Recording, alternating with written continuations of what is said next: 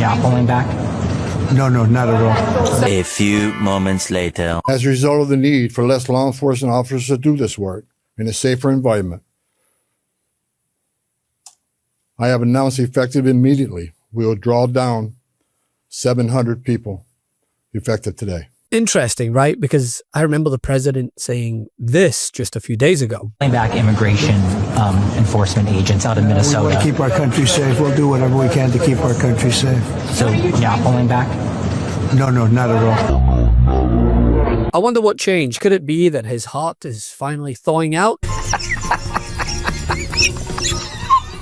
Or a mere 31-point swing in a deep red Texas district that has him, I don't know, reevaluating his entire life. Looking at Texas, though, I mean, that should scare Republicans. See, you can't have a Trump administration without contradiction, right? After Donald Trump vowed that he would not pull back in Minnesota, in fact, he would intensify his no-nonsense enforcement surge. Well, today, his administration announced that it's actually withdrawing 700 of those ICE officers after pressure from local and state leaders. Trump's border czar Tom Homan announced that about 700 federal immigration officers, roughly a quarter of those who were deployed to Minneapolis under Trump's Operation Metro Surge.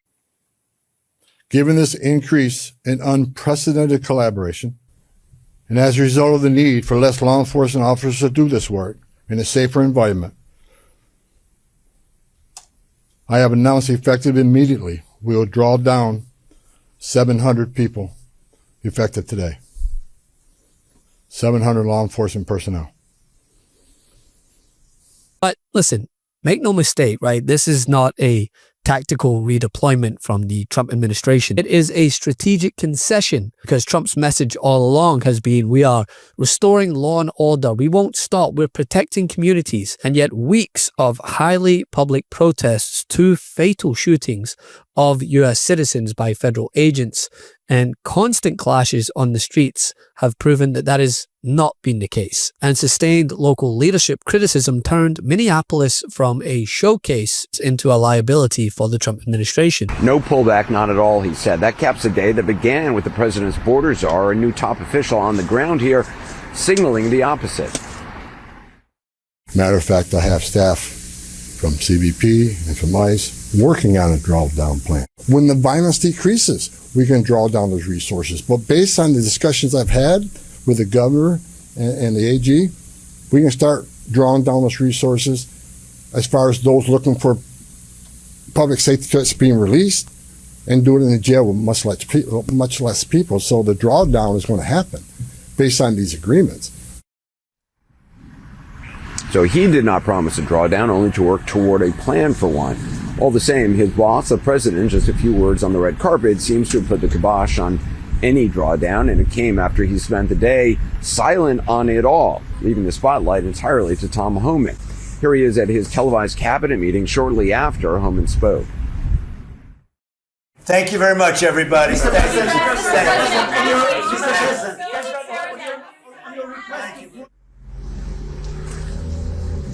He took no questions. He normally takes dozens, which drew attention. The withdrawal of 700 officers, even while 2,000 remain, is being interpreted by many local officials, including Governor Tim Walz and Minneapolis Mayor Jacob Frey, as the first step towards ending what they have called a punitive enforcement campaign. Which, yeah, it does seem like damage control to me. Greg Bovino wouldn't be leaving tomorrow if an innocent person wasn't killed. And the double standards that are being employed for how you have to behave versus how these agents have to behave is mind-boggling to me. Kyle Rittenhouse was a conservative hero, right? For walking into a protest, actually brandishing a weapon. But this guy who had a legal permit to carry and already had his gun removed, to some people, I guess, is some sort of instigator when he was actually going to help a woman who had been pushed down and tear-gassed by ICE. We have the right to protest. That should be upheld and respected. Trump's administration described this as, quote, the largest immigration enforcement operation ever, and they defended it as a necessity. But here's the catch. The reduction only happened after political pushback and the protests that we've seen. There's something happening here. What it is. if everybody's wrong. No more hate, no more fear. Immigrants are welcome here. Immigrants are welcome here. No more hate, no more fear. No more hate, no more fear. Immigrants are welcome here. Immigrants are welcome here. No more raids, no more fear. No more raids, no more fear. Immigrants are welcome here. Not as a result of crime statistics. And by the way, to mention, if they were going off crime statistics in the first place, there would be more ICE agents in red states. But they voted for Trump, so what's the point of that, right? And local officials openly condemned the federal presence as hostile. Statewide protests erupted in response. School districts reported fear among students, and even Minnesota's police officers demanded change. Even if there is an investigation that ultimately proves that at the time of the shooting it was legally justified, I don't think that even matters at this point, because there is so much outrage and concern around what is happening in the city. What do you mean it doesn't matter at this point? You mean the situation on the ground is already, the impression is left? People have had enough. This is the third shooting now in less than 3 weeks. The Minneapolis Police Department went the entire year last year recovering about 900 guns from the street, arresting hundreds and hundreds of violent offenders, and we didn't shoot anyone. And now this is the second American citizen that's been killed. It's the third shooting within 3 weeks. Mm-hmm. People have been speaking out, saying that this was going to happen again. And I think everyone is kind of waiting for folks on both sides to come together and just figure this thing out. This is not sustainable. This police department has only 600 police officers. We are stretched incredibly thin. This is taking an enormous toll trying to manage all of this chaos on top of having to be the police department for a major city. It's too much. It had never been clearer that Trump's strategy was a disaster and a costly one politically. Recent polls, including polling highlighted on Fox News of all places, showed that a majority of Americans now believe that Trump's immigration enforcement has gone too far.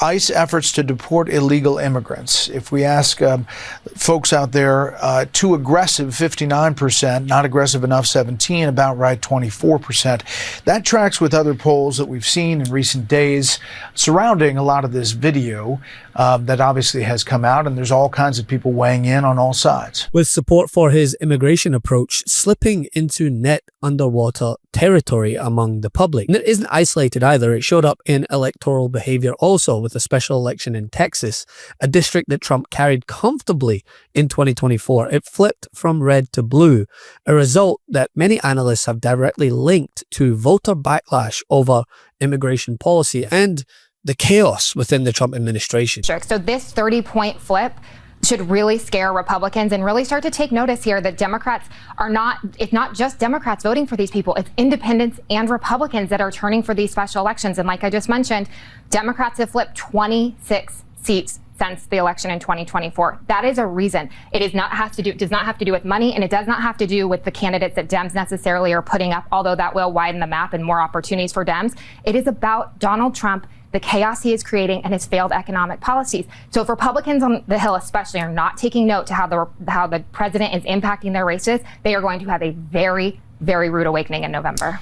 Are you feeling confident that Democrats could possibly win 4 out of the 5 redistricted seats in blunt Republican effort to redistrict? Yes. The Republicans done effed up in Texas, and they know it. We knew it months ago. And it's because of a variety of reasons. First of all, they were never going to get 5 seats.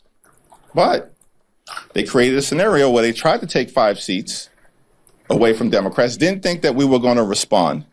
California responds decisively, and we will pick up 5 seats as a result of Prop 50 in California. And it remains to be seen what happens in Texas. I can guarantee you they won't win 5 seats. They're going to struggle to win 3. I mean, that combination, disastrous poll numbers, even on friendly conservative-leaning networks, plus a real electoral loss in a red district. is exactly what is forcing the administration to recalibrate. Hence why Trump went from no surrender to, well, let's actually de-escalate in a matter of days. Trump himself said that he learned the administration might need a, quote, softer touch, which is so far removed from his original rhetoric regarding the matter. It shows that he is conceding. But the thing is, the damage is already done. Looking at Texas, though, I mean, that should scare Republicans. That was the point that Ron DeSantis made in a post. You know, that seat, that state Senate seat, flipped. It was a district that the president won by 17 points, and the Republican had outspent the Democrat there 20-1. And still, you know, the Democrat took that seat. Ron DeSantis wrote, special elections are quirky, not necessarily projectable regarding a general election. That said, a swing of this magnitude is not something that can be dismissed. Republicans should be clear-eyed about the political environment heading into the midterms. And the resistance, the protests, and political backlash that made his original strategy unsustainable in the first place will continue as we hold this administration to account. Love this video? Support independent media and unlock exclusive content, ad-free videos, and custom emojis by becoming a paid member of our YouTube channel today. You can also gift memberships to others. Let's keep growing together.